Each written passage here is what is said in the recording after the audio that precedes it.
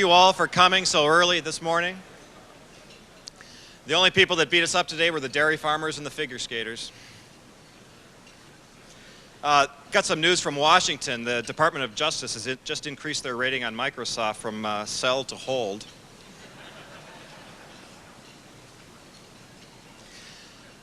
You know, we started this about 18 months ago, and I'd like to recognize the people that were at the beginning of this viral marketing campaign that has become NetSuds.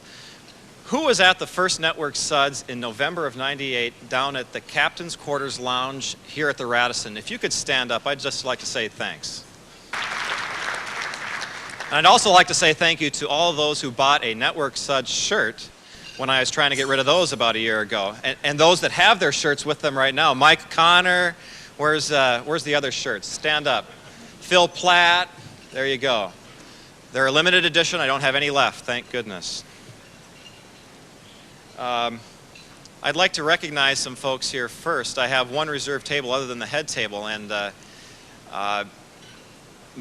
some of my family came down from Fargo, so I'd like to say hi to them and acknowledge them. As you saw up on the screen, I said one of the 3 attributes of a fundable company or individual was integrity, persistence, and competence. And I didn't learn any of those really at school. I learned them at home first. So I'd like to acknowledge my parents, John and Mary Noah, who are here, and thank them for giving me the start. And then my brother Dave, who's in real estate in Fargo, and my brother Paul, who's an attorney in Fargo as well. And then last but not least, in terms of my family, the gal behind it all, the one that soothes my nerves when things are going a little hectic, my wife Susan Noah.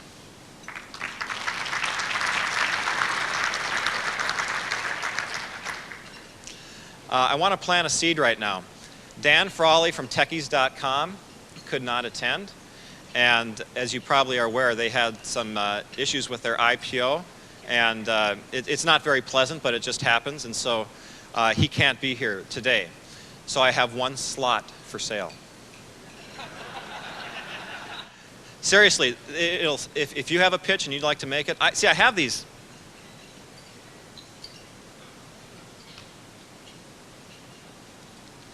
I have these wonderful baseball shirts that say I pitched at NetSuds 2000, and they cost me $600. And I want to give one to I want to sell one to all the entrepreneurs. So if you'd like that 1-minute slot that Techies lost, 600, you want the $600 slot? You got it.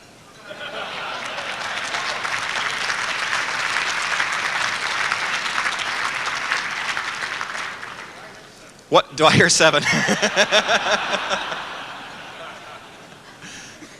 What's your name and your company? And you're going to just get up there during their slot and you'll give a pitch.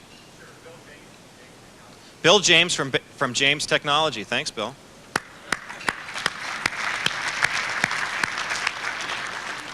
Oh, and before I forget, Mom, Dad, it's $50.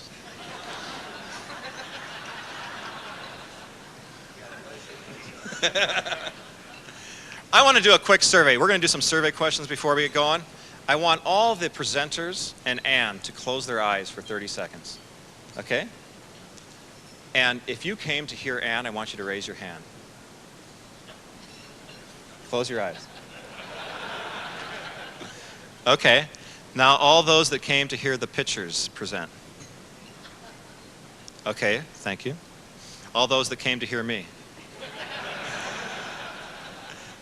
Not even my parents raised their hand.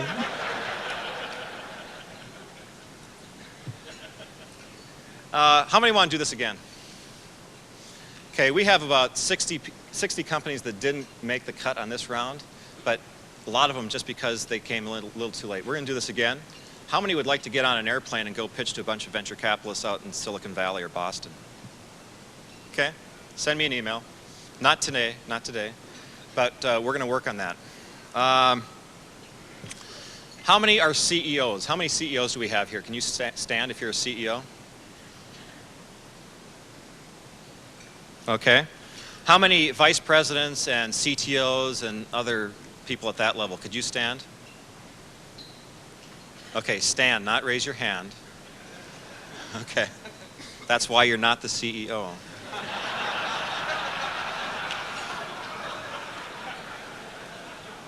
Okay, this one you got to stay standing for about a minute. How many venture capitalists and angel investors, please stand?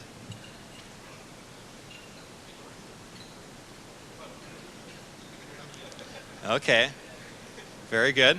And I know there's half of you that didn't stand because you're afraid. All right.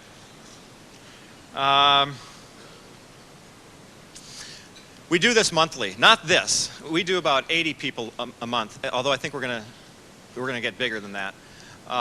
We have one next month. The reason for doing these breakfasts is not for entertainment purposes. This is really serious business. We like to have fun while we do it. But the idea is very simple. We're trying to put together people with money together with people with ideas. And we want to help accelerate the funding process for startups in Minnesota. And so this is really the reason for this type of event. And the presenters that are going to be pitching here, it's serious business for them. Although we got to have a little bit of enjoyment as we go through this. But this really is serious business. That said, I would like to introduce the head table. And first of all, I'd like to start at this end. And well, I'm going to have all my co-sponsors stand up, if you will. That is the five Sherpa partners: Stockwalk.com, Roundhorse, Larkin, Hoffman, Daly, and Lindgren, and DCSI. You know, these folks have really helped pull this together for us this morning, so I want to give them a round of applause.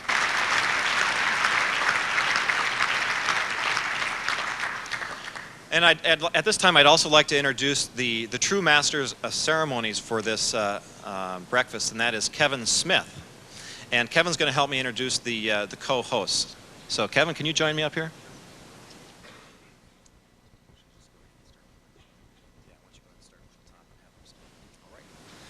Very good. I'd like to start out introducing Michael Gorman. If you could stand, please. Michael Gorman with St. Paul Venture Capital. Michael Gorman is a general partner with St. Paul Venture Capital, a national venture capital firm with $1.7 billion under management. Michael focuses on early stage technology and internet companies based in Minnesota. His investments include Net Perceptions, DirectAg.com, SPS Commerce, Ideas, Auxilium, Adatum, Optical Solutions, and ITRadar.com. Michael Gorman.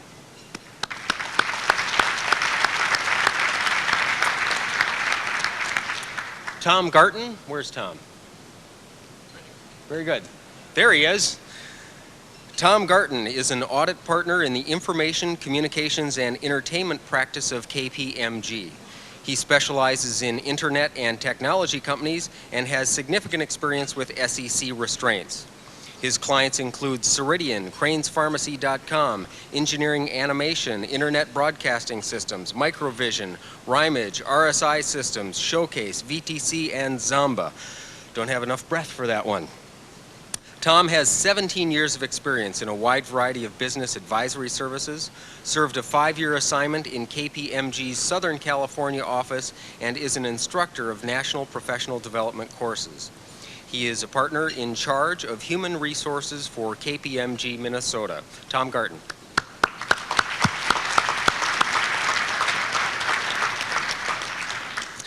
Marty Paradise. Great name. I love that name. We need some Paradise in Minnesota. As general manager of e-business for Microsoft's Central Region, Marty Paradise is responsible for sales strategy, marketing, and consulting for emerging online companies. He and his team are also responsible for partners, venture capitalists, and incubators that serve this space. Prior to accepting this position in December '99, he was general manager for Microsoft's Southeast District out of Atlanta, where he led one of the largest and fastest growing Microsoft US businesses. Prior to joining Microsoft, he was the manager of business development for Open Systems, a subsidiary of Unisys. At Open Systems, he worked in a variety of sales positions that involve building strategies focused on large channel partners and enterprise accounts. He holds a BA in Business Administration, Marketing, and Management from the University of St. Thomas. Marty is a Minnesota native, and he's happy to be home after spending 8 years away.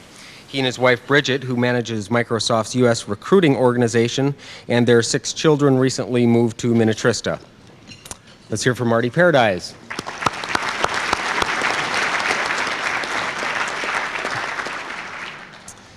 And Tom Merrick. Very good. Hi, Tom. Tom Merrick, who is here this morning at the head table, is partner with the law firm of Oppenheimer, Wolf & Donnelly, LLP, where he is the chair of its Corporate Finance and Transactions Practice Group. Tom offices in Oppenheimer's Minneapolis office, where he specializes in the areas of business entity formation, corporate finance, and mergers and acquisitions. And his practice, he represents startup and emerging businesses, individual investors, as well as established companies seeking to raise capital or complete a transaction involving partnering arrangements or buying and selling businesses. As I'm sure you know, Oppenheimer is a global law firm of roughly 300-plus attorneys with offices in 11 cities, including 3 California offices located in Orange County, Los Angeles, and Palo Alto in the midst of Silicon Valley. Not to be confused with Silicon Valley. Tom Merrick.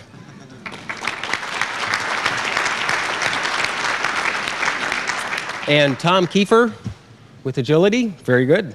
He's in the hot seat, the expensive one. An entrepreneur with a proven track record, Tom Kiefer is chairman of the board and CEO of Agility Incorporated. Kiefer founded Agility in 1999 to create a market for rentable web-based applications and services. In late 1999, the Twin Cities Business Monthly named Kiefer one of 6 Twin Cityans who will, in quotes, transform business in the 21st century, end quotes. Wow. Prior to founding Agility, Kiefer founded Connect Computer Company, an information technology consulting and services company, which was sold in 1996 to Norstan. Kiefer's team also built one of the nation's largest single-site independent IT training firms, which was sold to Eris Corporation in 1997. Tom Kiefer.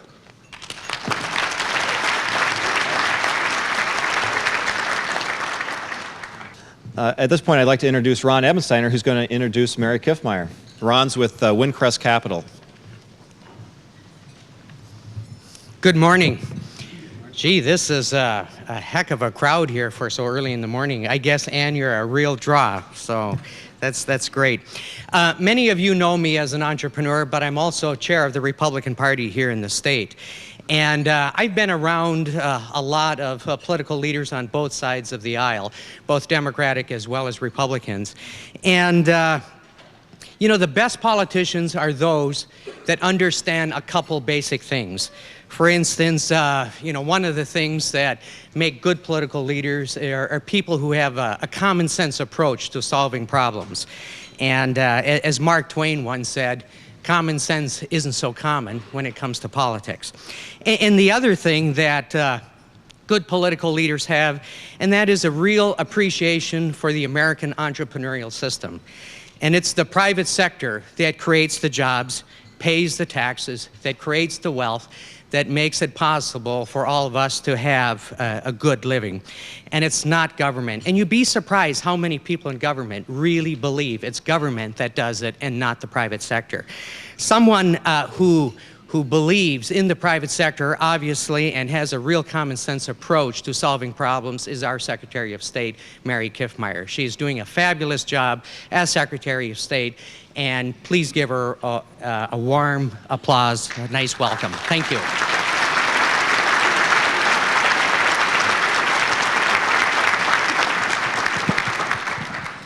Well, good morning. Delighted to join you today, and I'm sure some of you are saying, Secretary of State, good heavens, what's she doing in a place like this?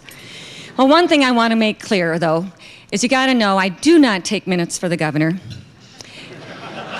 Just get that straight. Take his own minutes. And I think that there are situations that I want to make a most outrageous statement to begin with. Government is not evil. Outrageous, yes. True, yes. How come? How can that be? Well, the reason is, like technology, government can give you access. Like technology, you can jam the access. What's the difference? The person who holds the tool. Always that is the case. Government in and of itself is really not so bad. However, what is important is the people who hold those positions. I come out of rural Minnesota as the oldest of 14 kids growing up in a little town, and when I took this office, it wasn't because I didn't have anything else to do. I had lots of things. However, I came with a mission and a passion. Two things in my office: citizenship and business. What an interesting combination. But it's citizens that help to provide the business. So how do you accomplish this? So what do you do? Well, I believe there are three components that government needs to do. Number one, provide stability so you can flourish. Number two, get rid of the obstacles. Matter of fact, government most often should just plain get out of the way so you can get in the way and get the job done. Doing that in my office was my mission. No, it's not a big office, but you know what? Every single person right where they're at, doing what they can make a tremendous impact. So I've done that. Couple things: redesigning the web page, and make it customer friendly, make it work, get people through, give access. Implementing secure digital signatures, using web-based presidential preference ballot reporting. You know what? That little thing has made national news, and it has gotten me an invitation to be a presenter at the European Electronic Commerce Conference in Bled, Slovenia. Cannot believe, you know, if in government that little bit of a thing can make that kind of big news, we're in a sad way. However, coming into this place, the old computer, when I took office, was brought in through a hole in the wall with a crane. Believe me, I assure you, I got rid of it, got something a little better there instead of the 9-inch reels. It's a real challenge because you got a procuring process, a 2-year budget, you got politics. Folks, it just ain't that easy when you want to do this in the government realm. We're having success. I love doing it. My approach is to say, business, as far as this Secretary of State is concerned, you are welcome in Minnesota.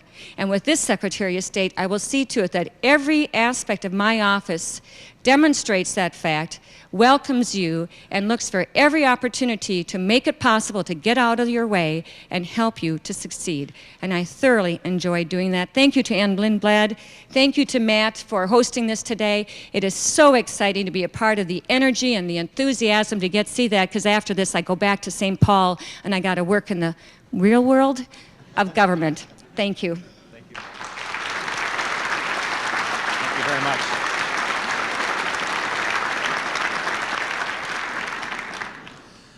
To introduce Ann Winblad, Michael Gorman from St. Paul Venture Capital. Good morning. It is a real pleasure to be here and to welcome Ann. And I'd also like just to start by, as a member of the Minnesota entrepreneurial community, thanking and congratulating Matt on really taking the ball and running with this and turning it into something as terrific as it is today. I think we're all in appreciation of that. Many of you are aware of and know about Ann through all this press and other high-profile activities that she's been a part of, and you've come to know her as a venture capitalist. I think one of the things that's important to know about Ann is that she shares a lot in common with the entrepreneurs in this room as well. After earning her 2 degrees at St. Thomas, Ann started Open Systems, an accounting software company. She went on to build Open Systems into a very successful enterprise and sold it for over $15 million. So she has real-life experience in operating, making payrolls, et cetera, in addition to being a successful VC. After Open Systems, Ann went on and conducted some very important consulting projects for some major corporations before joining with John Hummer to found Hummer Winblad. Hummer Winblad was founded on what was at the time a radical notion, being a purely software-focused venture capital firm. That today doesn't seem as radical as it was at the time, but again, a credit to Ann's foresight and thought and trying to be an innovator in the entrepreneurial marketplace. As we all know, Hummer Winblad has gone on to great success, driven partly by Ann and her partners, or largely by Ann and her partners. And she currently serves on the boards of eHow, Liquid Audio, Rivals, The Knot, Net Perceptions, among others. Just on a personal note, I have had the chance to work closely with Ann at Net Perceptions and got a firsthand exposure to the combination of strategic insight, passion and energy, common sense, and real drive that she brings to all the companies with whom she works, and it's part of the reason why she makes such enormous contributions to the companies and why we're all so excited to have her here today. So it's my pleasure, and please give a warm welcome to Ann Winblad.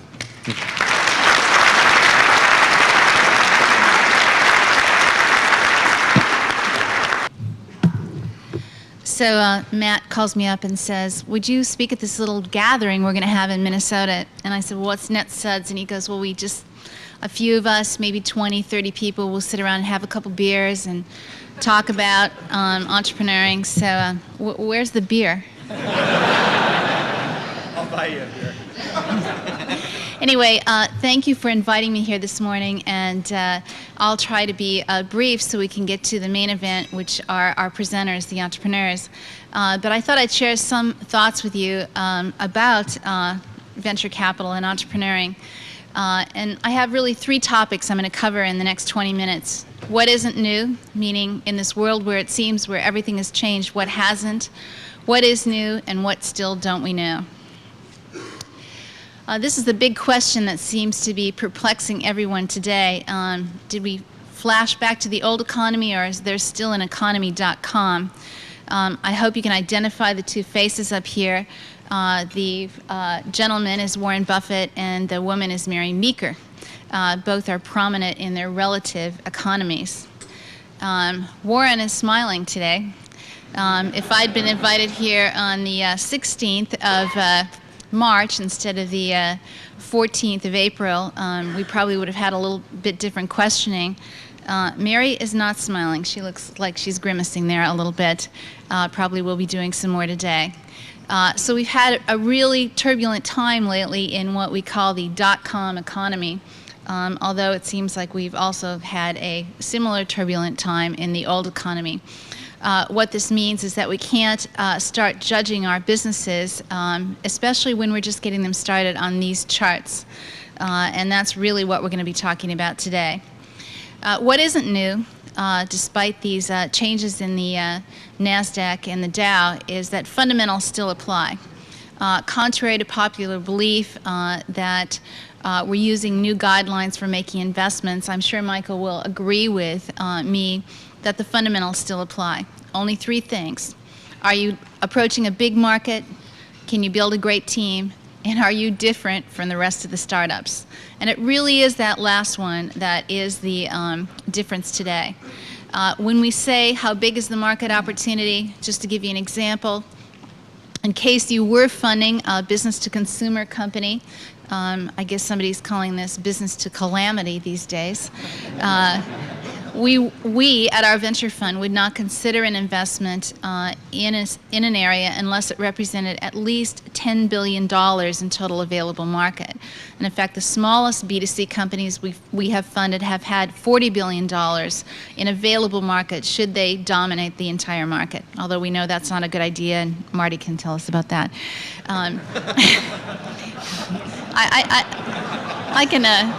I can push on Marty because I actually hired Marty when before he was married and had 6 children. And it's so scary. He never ages. But when we talk about a big market opportunity, we also don't mean that you are a participant.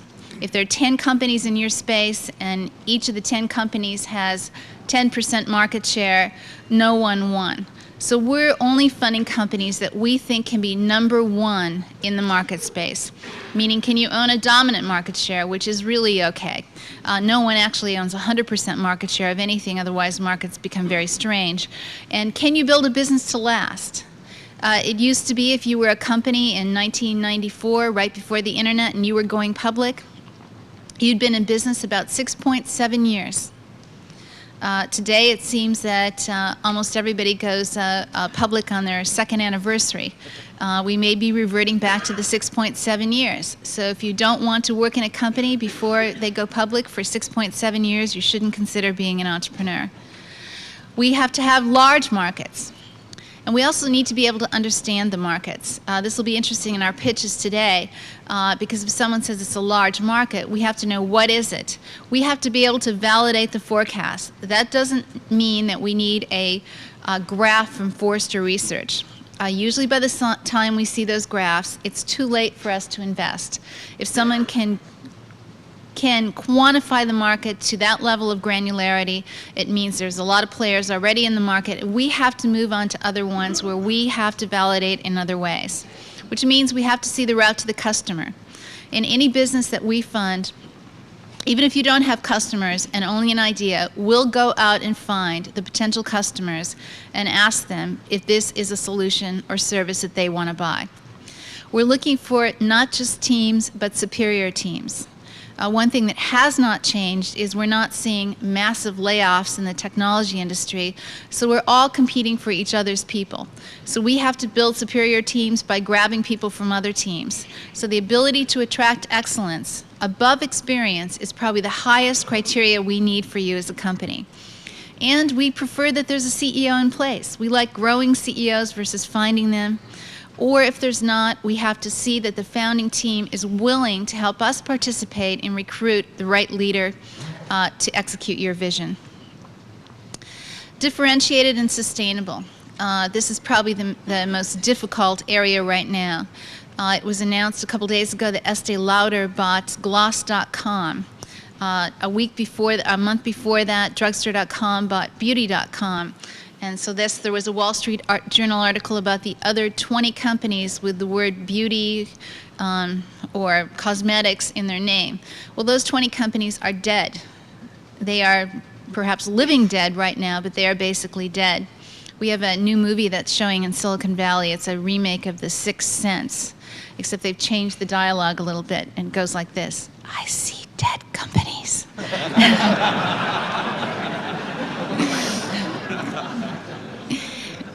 Don't tell them I said that.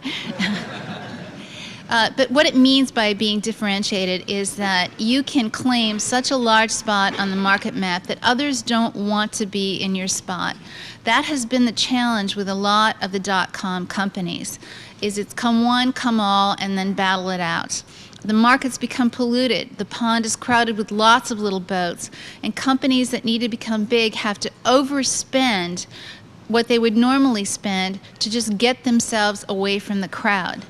So we see this drop in the NASDAQ as healthy, as it will allow you as new companies to be perhaps one of only a few boats versus a regatta that's in small ponds. And it will lead companies back to spending that matches their business, which is versus spending that outpaces other businesses. It also means that you have to have something unique. We call those unfair, sustainable, competitive advantages. And last but not least, you have to have a business model that improves when you grow. What isn't new, it is also that market leadership is the only sustainable competitive advantages. For a company that gets out in front, you have the advantage. Most companies that fail when they get into the #1 position fail by self-inflicted wounds. They are not taken out of the game by their competitors. This is especially true in the internet. In the application space, for example, one that I was in with Open Systems, once we got out in front, then we ended up in feature and function wars with our competitor. Who had the next feature? Who had the better function? With the internet and the ASP model, in that space, you can add services and information, and pretty soon your fortification gets bigger and bigger and bigger, and the competitive area is broadened to not just include those old features and functions of the traditional software business. So great execution, loyal customers, and key partnerships become your only barriers to entry. And as Warren Buffett would say, next to his stock chart, you have to keep proving your value proposition. The market bats last. What is new? Well, unfortunately, everything else is new. That was the old fundamental stuff, now the new. It's been a crazy world. Just to set back to, as Michael said, in 1990, when we started as an investment firm, that year there was $350 million invested in the entire United States in software companies. Last year, in what's called information sciences, which includes software and internet, there was $14.9 billion invested. In February of this year, it reached a fever pitch and investing became so substantial that $1 billion a day was being invested in software and internet companies. So this number this year, 14.9 billion, will just be blown away. What that means is that it's very Darwinian out there. It is an extremely competitive market for you as entrepreneurs. You would like that number to be somewhat less. And Silicon Valley is the worst place in the universe to start a company, and the best place. Lots of capital, but lots of companies. In the fourth quarter of 1999, almost $6 billion was invested in companies in Silicon Valley alone. You can't go to the grocery store without being pitched business plans. My dog has been pitched a business plan. I am not lying. Dogs? Hopefully I don't fund too many dogs. And that compares with all of 1998, which was about $4 billion. So for those of you who are looking for one of the advantages in the economy here, it is that you are not going to face the type of intense compression of competition, of recruiting people that your colleagues will face in Silicon Valley. The other problem that we've got as venture capitalists is, and I was talking to my friends from KPMG, and I said, we need to send some more people out to California. We don't have any lawyers anymore. We don't have any accountants anymore. We don't have any recruiters anymore. We don't have any PR people. They're all venture capitalists or entrepreneurs. Well, that is a problem. One of the things that makes entrepreneuring work is not just your venture capitalists. It's your entire coaching bench. It's the choice of your lawyer, who should not just be a person doing lawyering for you. They should sit in on your board meetings. Your auditor and accountants. Even more important now, as the SEC is refining almost daily the rules that apply to how we measure our businesses in the public markets. Your recruiter, very, very key. Many of our companies are hiring HR managers before they're hiring their CFOs right now. And many people are retaining full-time recruiters right in their building to help them get their people in fast, not just hiring one to get a person at a time. And your public relations person are just examples of the coaching bench you need to be successful. This is a flaw a lot of companies make. Gee, I got some venture capital. That means you've only got maybe a head coach on your bench, but no one else. So we have moved to what we're calling the vertically integrated VC, where many of us are hiring lawyers, accountants, PR people right in our own firms so that we have some of that capability. And it looks like we're incubators, but really incubator is an abused name. It is not, what is an incubator? Everybody is using the name because it's one of those fads, just like the other fads in the internet. But it does mean that you will be looking for venture capitalists that have deeper capability as you find these other resources scarce. What also is new is size does matter. In this pond of small companies, you can't be a 10-person company for longer than a week. You're going to need to take a get big fast strategy while at the same time building a company to last. This is very challenging. It's very hard to combine speed with high quality. Most of our companies, we have, in the last 6 months, we'll have taken about 9 companies public. Only one of those companies is greater than 2 years old, and half of the companies we funded last year. And all of the companies had less than 10 employees when we funded them. What that means is that we're raising larger amounts of capital early for our companies. It used to be the old risk reduction points. Take a small amount of capital, sort of hunker down for a while, get some more money, hire some more people, and then get a big hunk of capital and go for it. Right now, we're forced to make early commitments to companies, give them what would be equivalent to a third-round funding on day one so that they have all of the fuel to hire people, to begin messaging to the marketplace, to hire all the engineers they need to build their product, and to field the sales operations they need to get the products to the customers. We also spend all of our time working on their business model. Bottoms up, not top down, and we also make sure we lock in the partnerships they need early in the market so that their boat in the beginning is bigger than the other ones in the pond. What is new is most of the internet continents have been defined. Some of them are considered wastelands now, erroneously, because of overfunding. B2C, B2B, B2B to C, B2B, B2P, P2P, E to E. What is new? This is a real challenge for you because you need to be down there in the other category called other if you're a brand new company. Now, I don't know what other is, but there will be other. There is still a lot of room in infrastructure because that basically does sort of fall into other. Last year, if you were in infrastructure, your stock was probably in single digits and the stock market was not collapsed. Last year, you were out of fashion as infrastructure. Now, this week, you're in fashion as infrastructure. This week, you're not in fashion as B2C. And for a moment, you were in fashion for B2B. But what it means for you is that you have to redefine the value proposition for your space. This redefinition will come across all these other categories here because people have written off this nomenclature. It does not mean they've written off all companies in the .com space. There's fewer deer in the digital headlights. One thing that was true in 1995, 96, and 97 is you could probably mow down any Fortune 50 company that you aimed at. They didn't take this internet seriously. They believed they already owned the customers. They didn't understand the power of reach that the internet gave us. They didn't understand what a global communications platform meant for 10 people with a grand vision. They do now.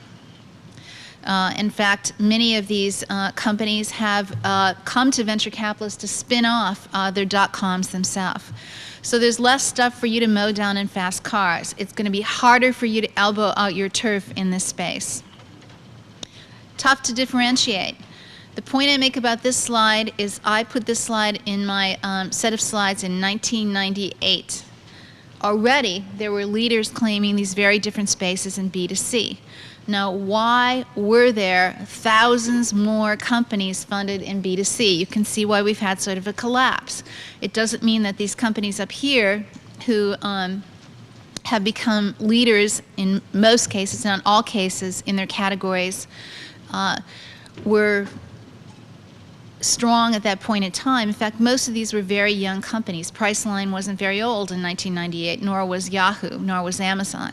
But it does mean that there wasn't as much room in all of these markets as everyone thought. Now we race to B2B. That looked a lot easier, especially when you pulled out the Forrester research slide. And you looked at this and you said, gee, look at those little bars there for B2C. I think I'll take at least the middle bar, which is B2B services, which was the second step, and maybe I'll really go for B2B goods. What happened here? We funded a number of companies, and some of these companies you'll hear from in the future, some you've heard about already.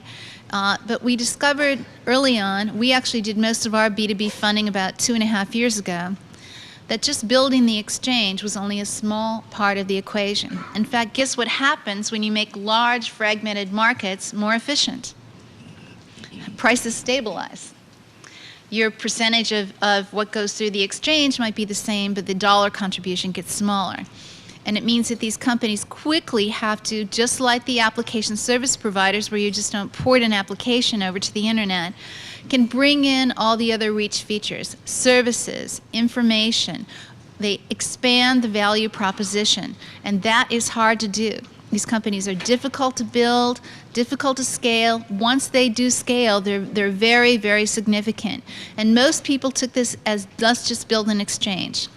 In fact, AMR, who is a very renowned research firm in this area, recently interviewed 600 B2B exchanges and found that only 6 of them did not look like the Wizard of Oz, meaning the other 594 had a man behind the curtain. Only 6 of them actually had the exchange operational. So step 1 for those 594 companies had not been accomplished, let alone step 2, where once the markets are more efficient, you use the reach of the internet to add the other products and services you need. The other thing that is new is it used to be investment bankers had some control over the markets. They were the market makers. That is gone. And that has contributed to a lot of the volatility in the marketplace today.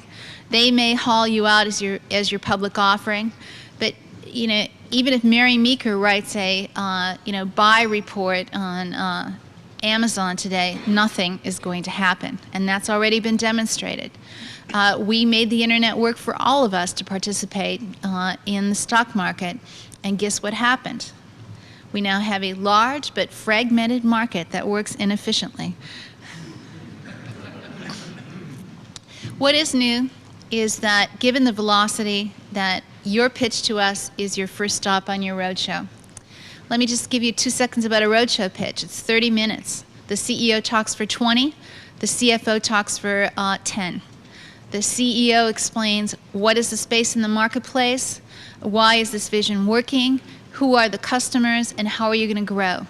The CFO then comes up and explains how exactly does this business model work today and what are the moving parts for tomorrow. Remember, if you probably pitched to us or even to St. Paul Venture Capital 2 years ago, within 24 months, which is about 700 days if you worked every day of the year, you were giving this pitch to institutional investors on your roadshow. And it's amazing to me how many companies come to us without thinking about the pitch as one of the most important presentations that they'll give again and again and again. So it means that great storytellers are important. You shouldn't be a CEO unless you're a great communicator. That should be the first skill that you look at. A great visionary and a poor communicator is not going to make it in this very crowded marketplace. I'll give you a quick example here, and then we'll get to our pitches. This is a company you know well here in Minneapolis, and a company that Michael and I are both proud to be associated with, called NetPerceptions. NetPerceptions started in August of 1996. Actually, I came to speak at the 50th anniversary of computing in Minnesota. And I was worried about that because I thought people would think I'd been doing this for 50 years. But fortunately, they had people that were 100 there, so I did look younger. I was walking through a trade show, and I saw Stephen Sider there. And I said, Stephen, aren't you going to start a company? He says, well, I have an idea. And he was there with a tall, sort of scholarly-looking guy named David Gardner. And I said, well, what's the idea? And he said, well, David's a PhD at the University of Minnesota, and he has an idea for basically personalization on the internet. And I said, well, let's start it right now. And he goes, right now? And I said, yeah, come out next week. He goes, well, we don't have anything written. And David said, well, I've got a white paper in my briefcase. And I said to David, give me the briefcase. David said, what? And I said, give me the briefcase. So I took David's briefcase, started walking away. David was petrified. He thought, who is this lunatic? And Stephen said, okay, we'll be out there next week. The great thing about NetPerceptions is it was experience paired with innovation. There was a clearly differentiated product, and there was a very unique team. Some developers, a person who'd run a division at Microsoft before, so we were ready to go. We funded the company actually about 2 weeks later, without much stalling. By December of 1996, Stephen went out for his second round. What he did beyond the team and technology phase was really refine a business model. How could we scale this business? Let's get in the business of being in business, which is the first phase. How do you get started? He built the management team, he set the game plan, and he secured additional funding. Now we go ahead a year. It's December of 1997. We're in the execution phase. It's the show me phase. You can't raise any money there unless you're showing that you're doing it. We declared victory, we declared victory, we declared victory to make sure that nobody else would get in the market. And we mowed down one of our competitors, Firefly. Everybody thought they were the high-profile company and they would win. Actually, the company ended up getting sold for exactly the amount of money the venture capitalists put in it, meaning the entrepreneurs went away empty-handed. A very sad story, and one that hopefully doesn't happen often. Now it's April of 1999, 32 months from the day that Stephen and David were standing at that trade show. And the company goes public. Has a very, very solid IPO.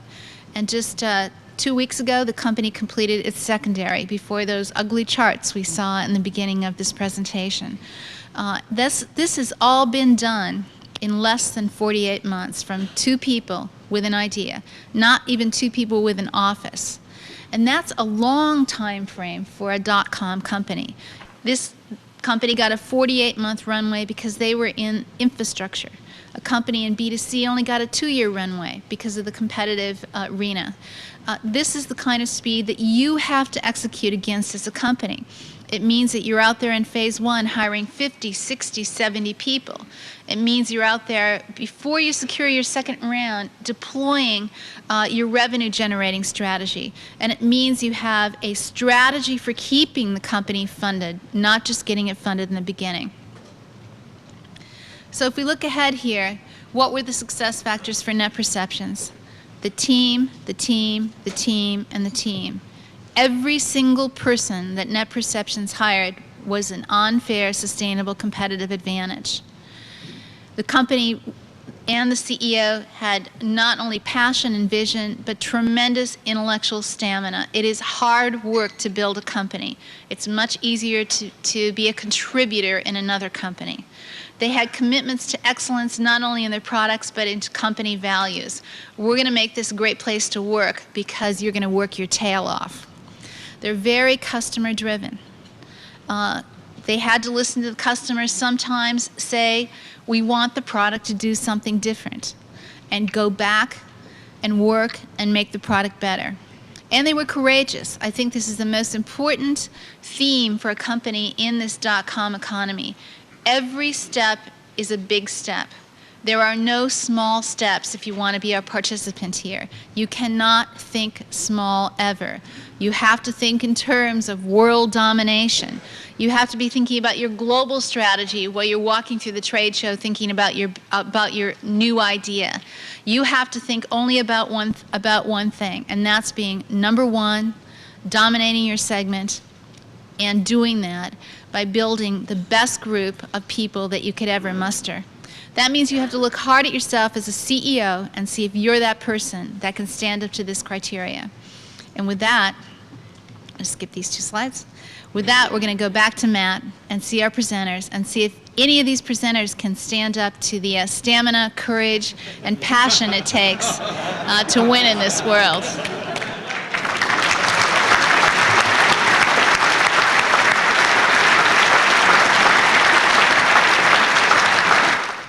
That was great.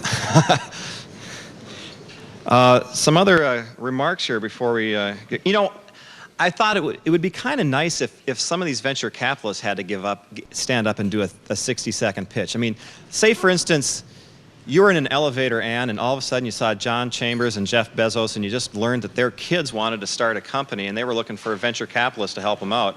How would you pitch to John Chambers and Jeff Bezos or Bill Gates or someone of that caliber? I thought that'd be interesting. I'm not going to ask you to do that. Just hit the stop button in the elevator. Just hit the stop button. Extend the time frame. Change the rules. We believe at NetSuds that entrepreneurs exist everywhere. They don't just exist in Silicon Valley, Boston, D.C. They come from places like Farmington, Minnesota. They come from Fergus Falls, they come from Fargo, they come from Warroad, they come from anywhere, because good ideas don't have a geographical home, although sometimes the good people migrate there.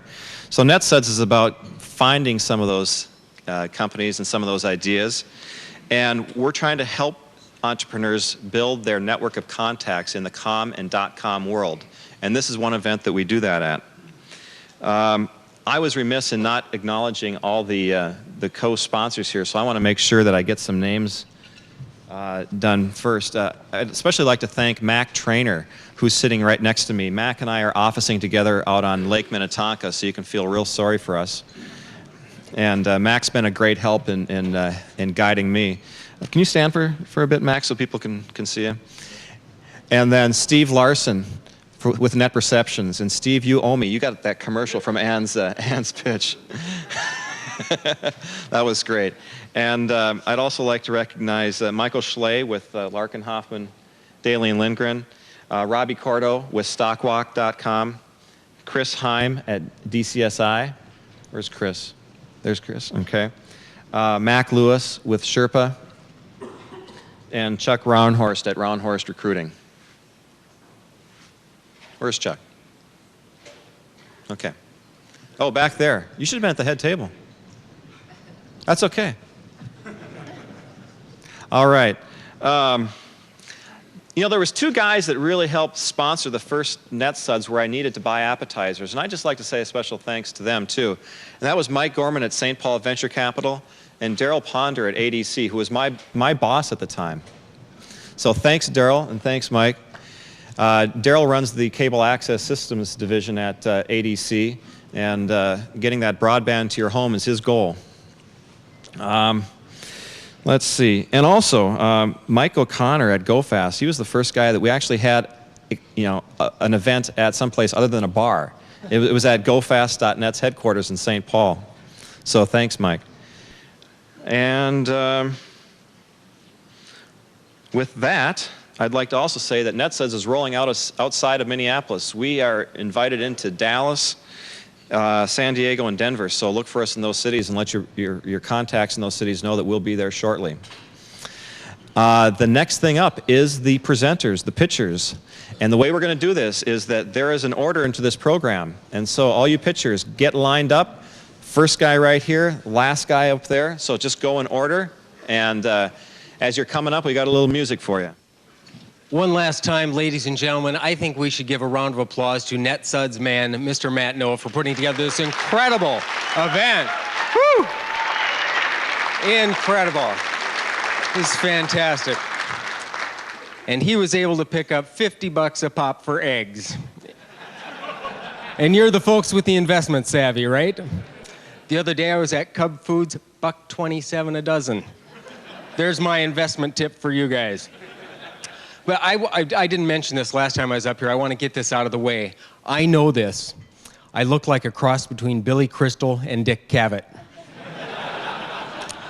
People have been saying that to me lately. Oh, and then I get this one. Art Garfunkel and Paul Wellstone. I'm not particularly proud of that. I think it has something to do with this hairline that's making a beeline to my behind. And I'm not the only one. So this really is an incredible, thanks Matt, incredible sold out event. And it's because of these abundant times that we're able to have an event like this. And you know, venture capitalist or VC has now become part of the common American lexicon. And you know, it's to the point where the public is thinking that venture capitalists actually work for a living. I mean, I knew a venture capitalist who thought that would have been really funny. But many of us had you know, very humble beginnings, menial jobs. You remember your first menial job? I remember I worked as a taste tester at the syrup of Ipecac factory. That was a tough one. But you know, times are better. We all come along. But those of you who are successful, those of you who are hoping for greater success, my point to you is I think you got to remember to give back to your community. Community service is important. I'm involved in that. As a matter of fact, I just got back from Iowa. I was dropping off a load of clues. I work with an outfit called Clues for the Clueless, and you know, we do what we can. And another thing I do for community service is I go to the shopping malls, and what I do is I go up to 14-year-old boys and pull up their pants.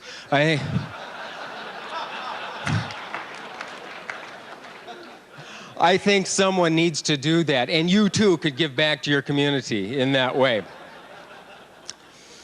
Well, we wanted to give you a feel for what a 60-second pitch will look like, as if you 30 folks haven't already thought about this.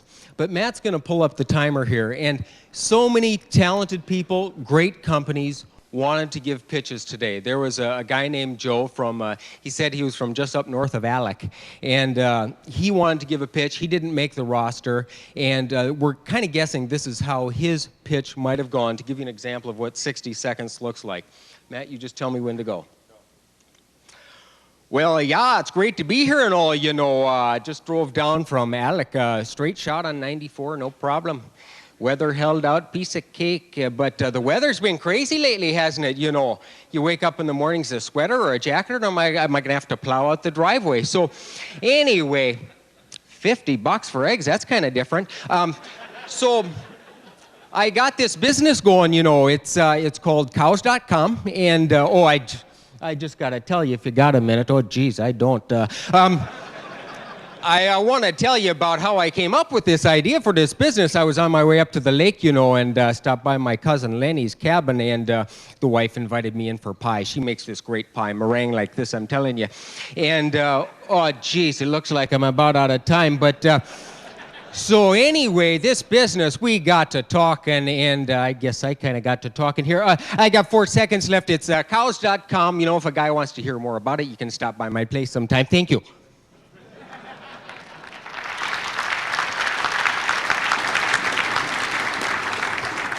Joe from up north of Alec. He'll be here next year, I'm sure. There was another talented guy who had his BA, his MBA, and his PhD. He was hoping to find a JOB, but he didn't make it on the roster today. But Matt came up with 30 incredible pitchers, incredible folks, and unfortunately, they weren't able to make it today, so we're going to have to settle for these guys. Oh, that's okay. And Matt wanted me to function also as timekeeper. And as you can see, with 60 seconds, I might have to be a tough guy a little bit. But Matt was a little bit concerned because, well, physically, how should I put that? I lack critical mass. And he didn't think I would be intimidating enough. So I have a friend with me here who's going to help enforce the 60-second time keeping. May I introduce to you my friend Brent Bear. Thanks, Kevin. Brent Bear with Compact, 6'10", 275 pounds, second-degree black belt, and I'm from Iowa.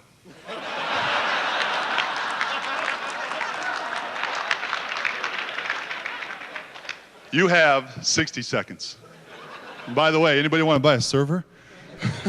Good luck. All right, are we ready to roll? Ready. The pitchers are ready to roll.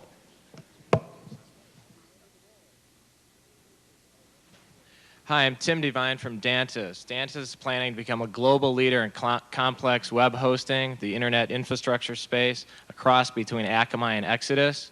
We're planning to build 15 internet business centers around the world, starting in San Jose, DC, and Chicago. In Chicago, we just purchased a 170,000 square foot building.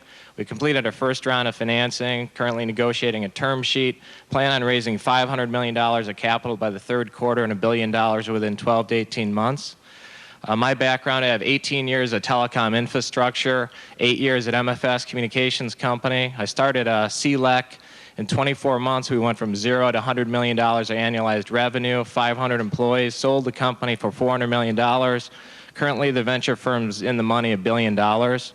I liken to what Dantas is doing is we're a 300-mile-an-hour bullet train on a roller coaster with a Manhattan deli at lunch hour inside. Thank you very much for your time.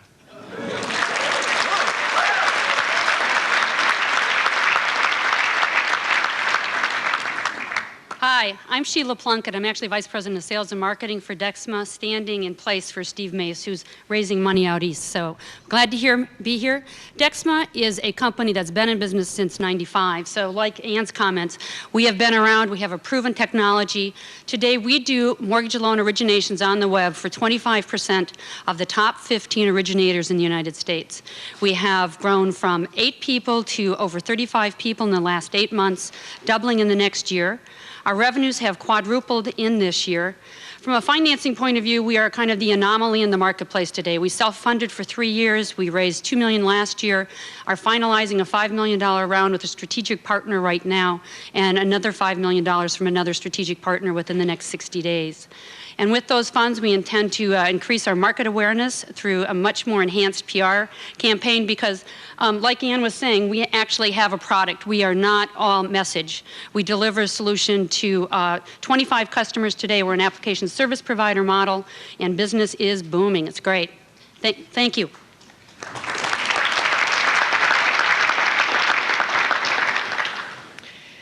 Xdogs.com has exclusive access to European outdoor lifestyle products that enjoy dominant market share in Europe.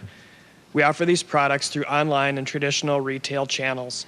Xdogs has a content-rich website that will create and support a community of outdoor adventurers and enthusiasts. Our European partners include Berghaus of England, Oxbow of France, and Lumen of Austria. These brands are comparable to Patagonia, Quicksilver, and Oakley in the United States. Over the next 2 years, we will add 30 best-in-class European brands to our highly scalable model. We have orders from retailers, and our target market is Generation X, Y, and I. Exclusive distribution of well-branded products secures proprietary internet space for xdogs.com. The company seeks $10 million. Our ticker symbol is XDGS.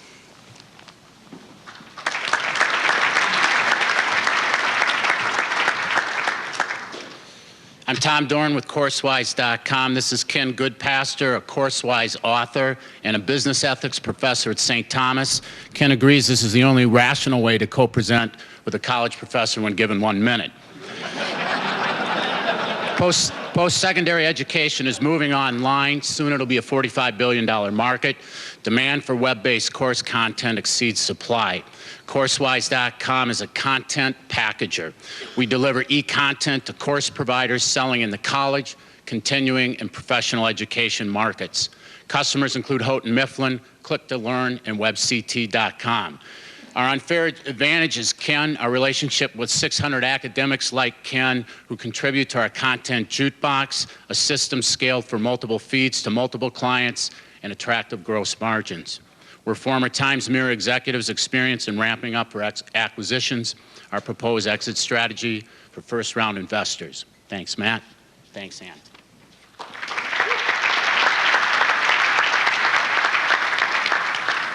Hi, I'm David Lawson with shopforschool.com, and I want you to know that this is not a backpack.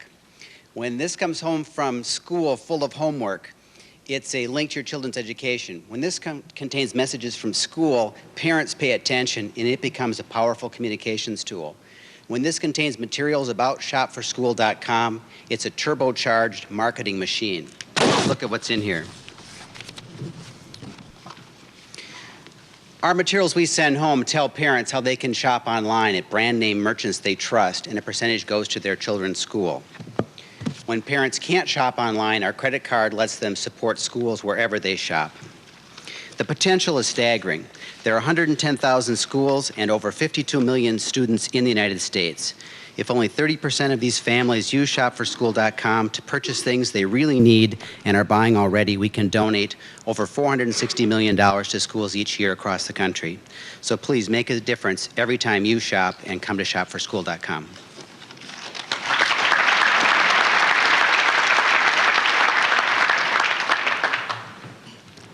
What if consumers could find relevant products efficiently on the World Wide Web? What if they could do it in real time without digging through piles of irrelevant responses? What if vendors could efficiently identify qualified consumers of their products? What if they could present their products to qualified consumers in a systematic way? What if a single tool combined the capabilities of a search engine, software robot, and virtual mall? Source Ranger is that tool. It will make relevant products more visible to consumers, and it will make qualified consumers more visible to vendors. Our patent-pending Source Engine will make presenting a product on the web as simple and effective as registering a domain name. It will enable any user and any vendor with a common interest to connect in a systematic way. Using unique product identifiers and an open, distributed classification platform, SourceWave introduces the next generation e-commerce enabler.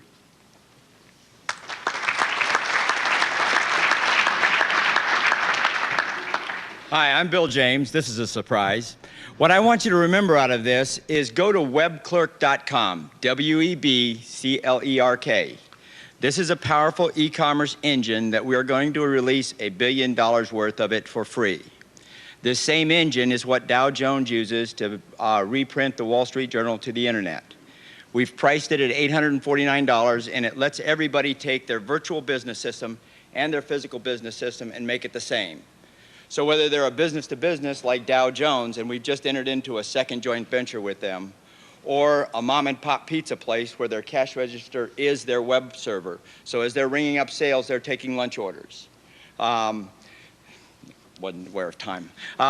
Go to webclerk.com. Our unfair advantage is our costs of goods are zero, and we are going to massively distribute self-hosting out into the web. Go to webclick.com and download a copy, please. Thanks, Phil.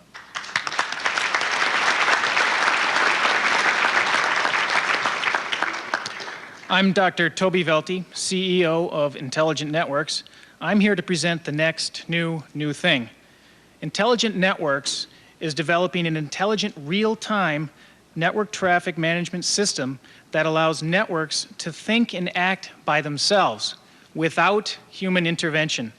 Our biologically inspired software features NetBrain, a patent-pending intelligence engine that prioritizes network traffic and adjusts network policies in real time for e-commerce and corporate networking applications. In essence, we are creating the thinking network. Analysts estimate the market for network tools like this to be $10 billion by 2003. We will be the leader in this space. And we're your next success story, and here's our NetBrain to help you think it over. It's also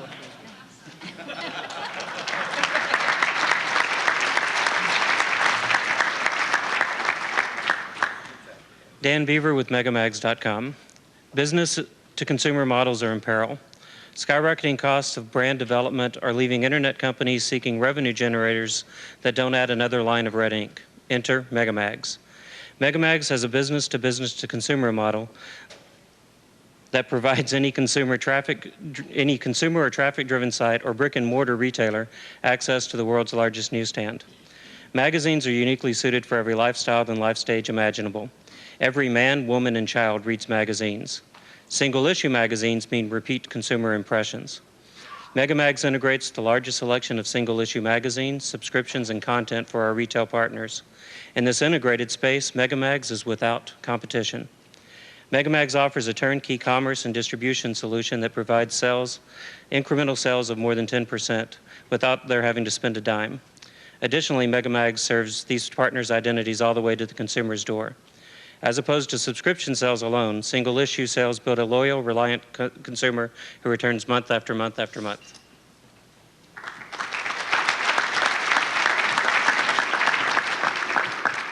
Hi, I'm with Agility. We think the ASP is going to be a big deal. It's going to change the entire marketplace, the way IT services are acquired. ASP Marketplace is having some trouble getting traction today. We think we figured that out by building the first complete supply chain for ASP services. We've got three things that make us different.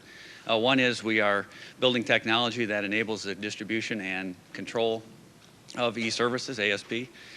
We have built a broad portfolio of third-party applications from leading vendors like Microsoft, Great Plains, Works.com, and we're leveraging a channel of sales partners with existing relationships and implementation skills in the marketplace. Our market's been validated by IDC, Cisco, and Intel, and others. We have customers, $5 million run rate, going to $15 million by the end of the year. We've got a great executive team with proven success in systems integration, software distribution, IPOs, and successful startups. We've raised $20 million to date from some fantastic investors, looking to raise another $40 million this summer from several more fantastic investors. Thank you.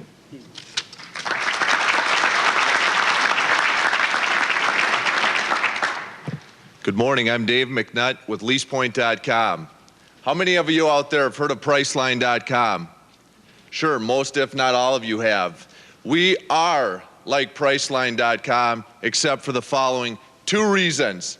Number one, Priceline.com is an internet-based business-to-consumer marketplace, whereas LeasePoint.com is an internet-based business-to-business marketplace. And secondly, LeasePoint.com his primary business model is technology, equipment, and software leasing, a $90+ billion industry, whereas Priceline.com's primary business is reservations.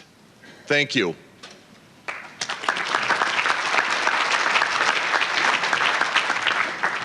Kind of sounds like our governor, actually. Good morning. My name's Tom Valdivia. Advanced Informatics was founded in 1998 to provide web-based performance measurement and reporting solutions to the business and education markets. Our patent-pending technology is highly automated, simple to use, and inexpensive compared to paper-based alternatives. Most importantly, it provides our customers a way to decide about and figure out the effectiveness of their programs, processes, and people. Our evaluation and testing products have been tailored to the needs of the human resources markets, market research, and education, and are delivered via a B2B ASP model. Advanced Informatics is proud to count among its customers internationally known organizations such as UCSF and Stanford. We believe we've successfully deployed our web-based solution and are poised for a massive growth in the next 12 months. We seek your investment to help us maximize that opportunity. Thanks very much.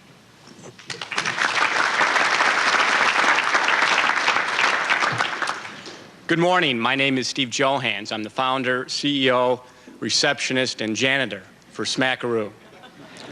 Over $220 billion were spent online, spent across all media last year in marketing. $40 billion will be online within the next 4 years. How many of those marketing dollars are thrown in garbage cans, hung up on, passed by with remote controls, or clicked by with a mouse? The answer, almost all of them. Smackaroo believes it has created the most efficient marketplace to date. Through its action incentive marketplace, also referred to as the AIM platform, Smackaroo allows sellers to pay buyers only for their actions and not the inefficiency of their eyeballs. Actions include buy, visit, refer, watch, and listen. Interactive media creates the most efficient method for buyers and sellers to communicate their needs, and yet to date we are still stuck in a mass media world. Smackaroo is slang, as defined by Webster, for both a kiss and a dollar. Smackaroo, creating relationships that pay. Thank you.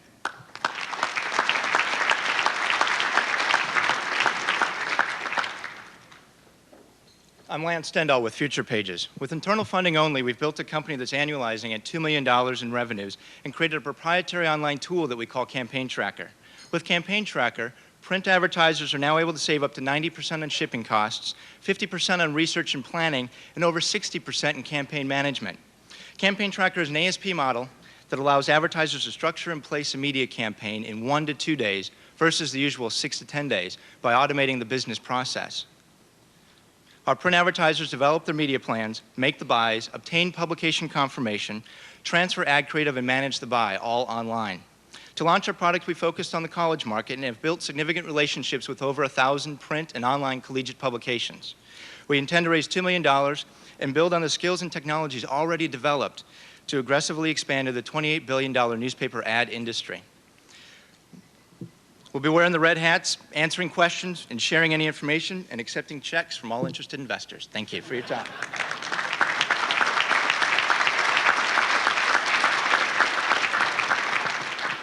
Good morning. My name is Karen Dolphus, and at SquareRoots.com, we're building a tool that provides any piece of food or nutrition information to any business or consumer at any time.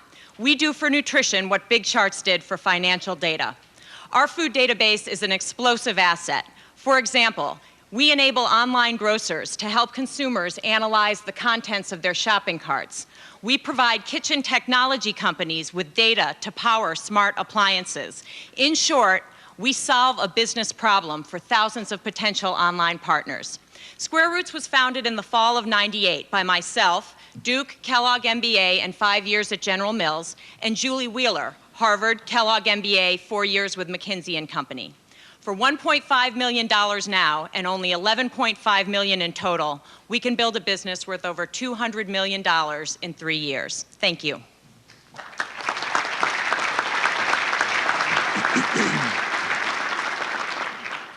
Good morning. Stockwalk.com is the first other online brokerage solution that enables financial institutions and web portals to increase market share, customer retention, and revenue via a private label solution. Stockwalk.com provides clients with a turnkey online brokerage solution from trading to customer service that integrates with existing sites and leverages brand loyalty and site stickiness. In 6 months' time, we've hired outstanding management, increased our IT staff 7-fold, and signed contracts with the top 11 online banking service providers and 4,900 end institutions. We're receiving financial institution contracts at a rate of 5 to 10 per week. Just yesterday, we announced our partnership with Lifetime Fitness and their 300,000 members. This month, we placed kiosks in Northwest Airline World Clubs. Stockwalk's core competencies of technology, clearing, and brokerage enable execution of this powerful business model. We have first mover advantage, and we're becoming the Intel inside of brokerage. We trade on the NASDAQ under STOK. Thank you.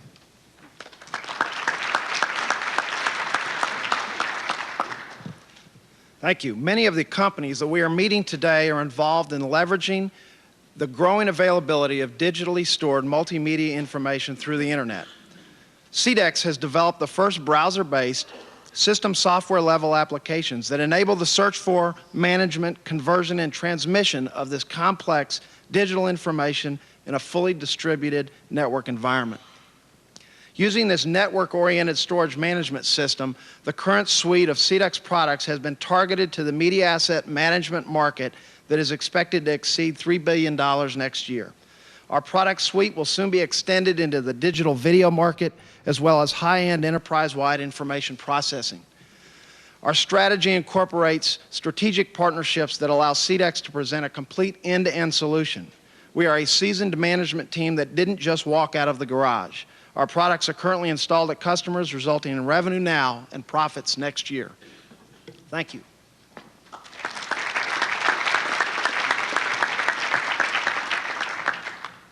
Good morning. I'm Rich Landa, the CEO of 451. 451 is the mid-market's first subscription-based e-commerce network. We're not an exchange, a portal, or an aggregator, and based on Ann's pitch, thank God we're not. We don't create markets. We believe in enabling existing ones. By subscribing to 451, the mid-market's 5.5 million buyers, suppliers, and distributors will be enabled to access e-commerce without changing their existing business relationships. Our initial go-to-market vertical in the printed material space has gone very well and enabled us to secure Series A financing. We're now lining up for Series B financing. We have a national expansion program in place, and I'm looking for 80 people. So if you want to learn more about our team, our commitment, and our focus, go to www.451.com. Thanks.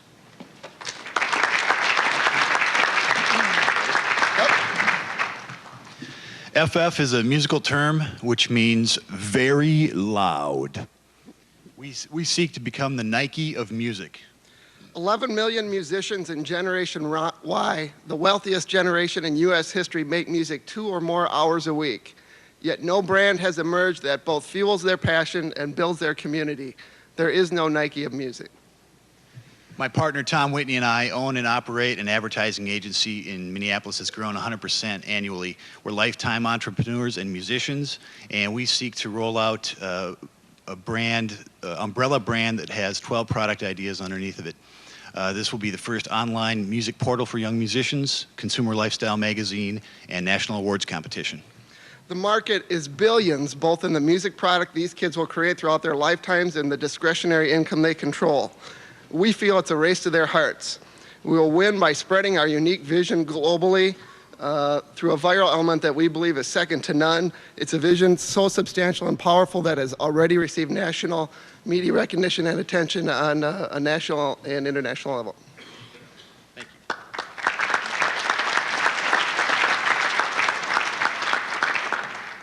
Good morning. Weather is one of the most popular destinations on the web, number 4 on the list, according to recent research, far more popular than news, sports, and even financial content. Weather is becoming more severe. Free time is more precious than ever.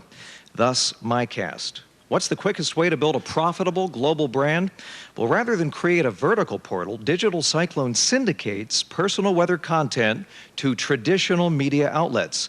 63 dominant television stations covering a majority of America are paying us monthly license fees and, more importantly, promoting the MyCast brand. Our major value add 4-mile resolution computer models with 8 times more resolution than existing government forecasts, a significant barrier to entry. The result, greater accuracy, neighborhood scale granularity. MyCast is a lifestyle play. Consumers share hobbies, sports, and outdoor schedules. We provide a virtual meteorologist, always on, ubiquitous, on the web, cell phones, and information appliances. We have 4 sources of revenue and a sustainable business model. Everything else is yesterday's weather. Thank you.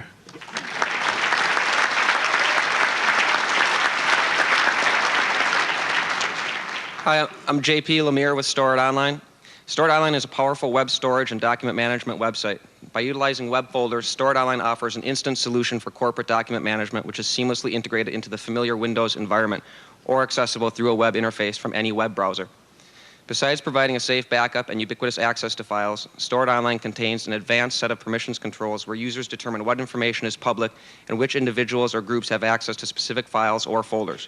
The site makes storing files online, keeping items private, and collaborating in the workplace both simple and efficient. A key functionality of Stored Online is the use of web folders. Web folders are file folders which function like any other folder in the Windows environment while actually residing on the secure servers of Stored Online. Web folders are an integral part of Office 2000 where users can save directly to a web folder right from within Microsoft applications like Word or Excel. Stored Online has partnered with one of the 15 Microsoft-approved ASP vendors to rent the Office suite online. What this means to our customers is that anywhere they can access a browser, they can have full use of their applications and files. As the internet becomes increasingly available from a wider variety of locations and devices, Stored Online will become an important hub for many corporate and individual computer users who will demand simple access and management of their digital property. Thanks.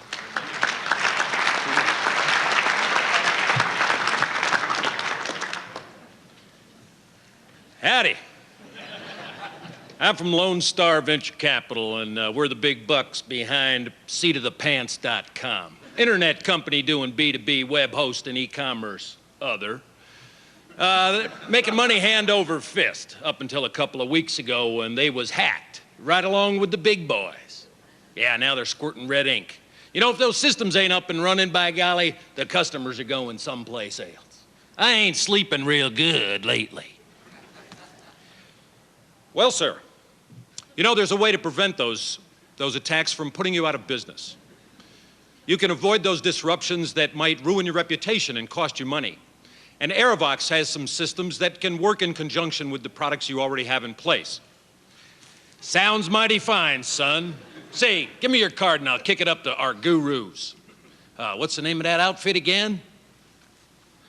Aerovox. Aerovox Technologies. We'll help you sleep at night.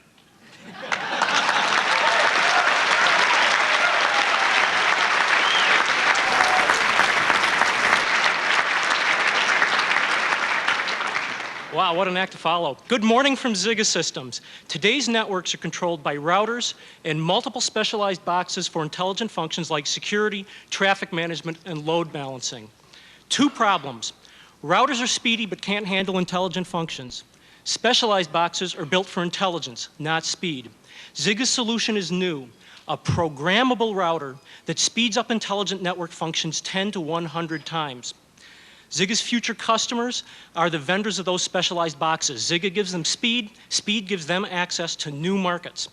Zigga leverages the install base of those vendors, representing billions of dollars in install base and growing 30% annually. Why Zigga will win? One, Zigga has the only fully programmable high-end routing system. Two, Zigga's prototype is near completion. Any competitor will take 18 months to catch up. Three, Zigga's team has a proven track record delivering revenue-generating networking products. To hear more, look for this jacket.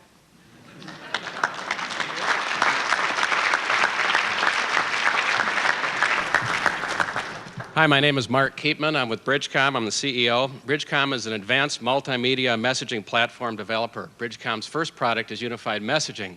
Unified Messaging is the retrieval and management of voicemail, email, and fax through a single ubiquitous interface, making all messages types available all the time from anywhere through any device or appliance.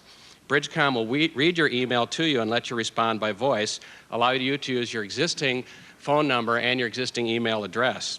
Now, when you step out in the hall after this meeting, you'll check your voicemail. You could have email and fax as well, and I think that you'd agree that that is a better use of those 5 minutes. 40% of all voicemail will be unified messaging by 2002. Service providers will gain $3 to $5 billion a load on unified messaging revenues by 2003.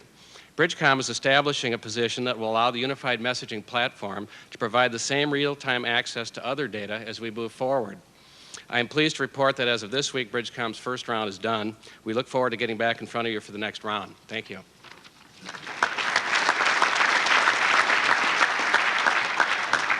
Hi, my name is Frank Vargas. iAcquire is a business-to-business internet exchange website created to automate the traditional corporate finance functions of mergers and acquisitions and debt financing.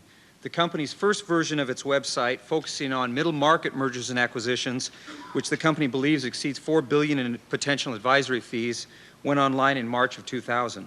My co-founder, Stan Tenenbaum, was formerly executive director of finance at TechSquared and helped launch Digital River. Before that, he was a senior executive at Zeos International and spent 10 years with Ernst & Young in its entrepreneurial services group. He has a BSB in accounting from the University of Minnesota. I was formerly executive vice president, director of corporate finance at Doherty Summit Securities. Before this, I was a co-founder of Athlon Capital and spent 13 years as a corporate securities lawyer, first with Wilson Sonsini in Palo Alto and then in Minneapolis. I have graduated from Harvard University and have a JD MBA from the University of California, Berkeley. We believe that our site will substantially reduce the cost and time to complete corporate finance transactions. Thank you.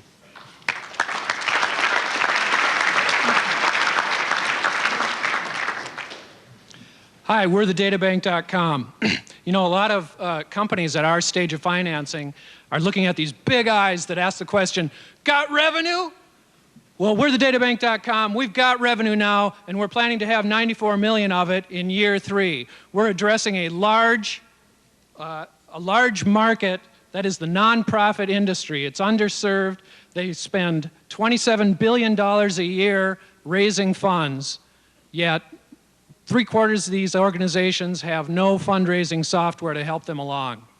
TheDataBank.com has a product that is a web-based, ASP-delivered donor relationship management system.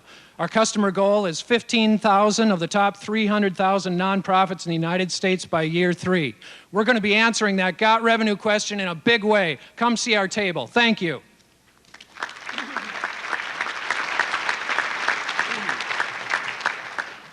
Good morning. Alan Hupp, CEO of Know-How Inc. Know-How is a 3-year-old B2B e-learning company serving one of the oldest professions in the world today. Yeah, we work with pros, but probably not the pros you think. We work with sales professionals.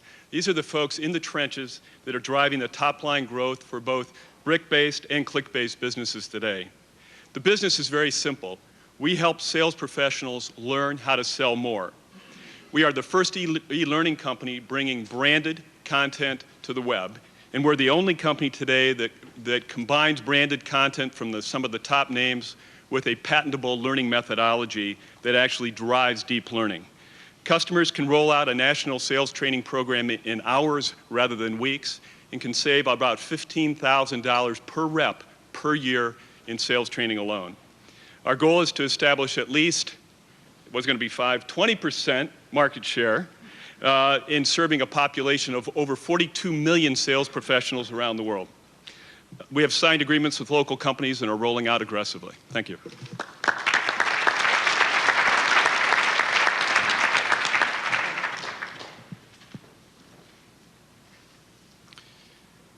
In this precious minute, I could show you one 3-dimensional map that would tell you everything you want to know about our company.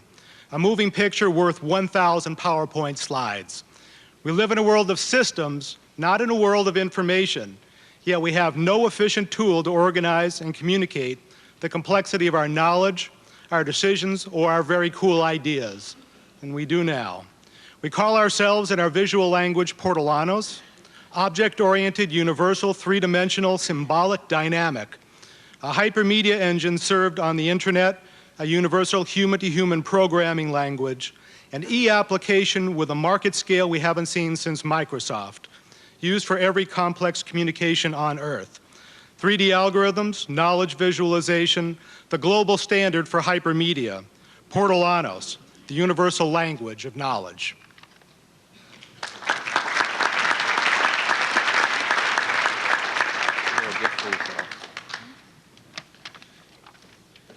Scott Schumann with eMarineOnline.com. We don't sell boats, we don't make boats. What we do is reduce supply chain inefficiencies in the marine market. The marine market is a $40 billion industry. It's highly fragmented and inefficient, suffering from poor inventory turns and high transaction costs. With the assistance of Booz Allen, we've identified an immediate $750 million opportunity within the marine market. But it doesn't stop there, because our unique model will be applied to multiple industries. Our solution is to combine people, process, and technology to streamline the supply chain. We've also secured a strategic alliance with the largest national sales organization in the marine industry. Their combined 300 years experience and customer relationships will allow us to rapidly penetrate the market and be first to scale. In summary, we have a large addressable market, we've assembled the team of teams, and we have the unique advantage. Thank you.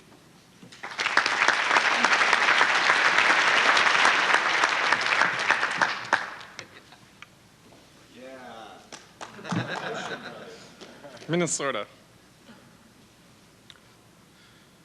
We have invented a new internet operating system, but our challenge is that nobody will want to buy it.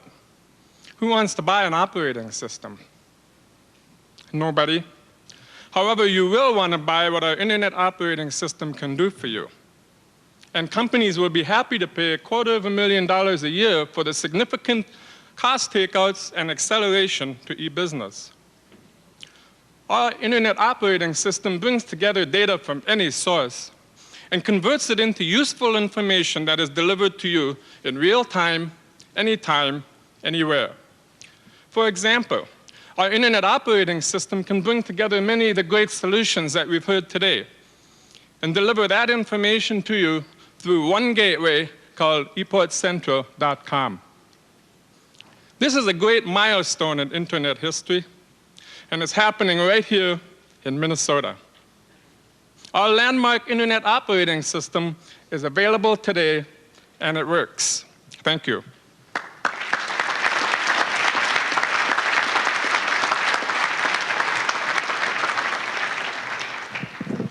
Well, let's have another round of applause for the 30 presenters. Incredible. Woo!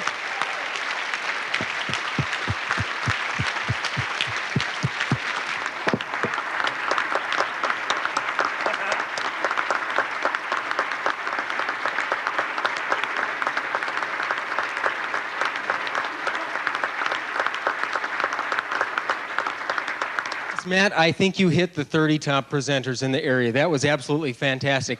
And they were all right on the money. Not once did we need to use the enforcer, Brett Baer here, nor did we have to use the buzzer.